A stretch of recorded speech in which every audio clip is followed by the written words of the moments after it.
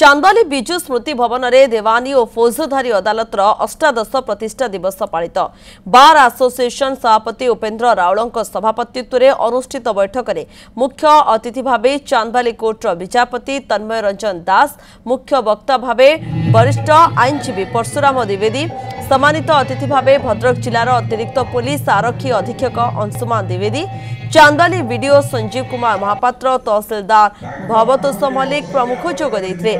भद्रक जिले में training ADM शाश्वती महापात्र, सरोज बेहरा प्रमुख जोगदे आईन सेवा उपर अभिभाषण रखिते। बार एसोसिएशन संपादक राजनारायण नायक संपादकीय विवरणी पाठ करते। चांदवाली जेएमएफसी कम सीजेजेडी कोर्ट प्रतिष्ठा होता विभिन्न आईनजीवी से अवदान थिला तेणु आम दुई जन आईनजीवी प्रभास शुभदर्शन महांती और रजनीकांत महांती को संबर्धना कलु। पुलिस प्रशासन, ब्लॉक प्रशासन, जिला प्रशासन, सांबादिक बंधु, पुलिस प्रशासन एवं वरिष्ठ आईनजीवी, कनिष्ठ आईनजीवी समस्त एकत्रित होते आईनगत दिग उपर आलोचना हला एवं चांदवाली कोर्टर केमिति उत्तरोत्तर विकास करा जाई परिवो से बाबद योजना प्रस्तुत है।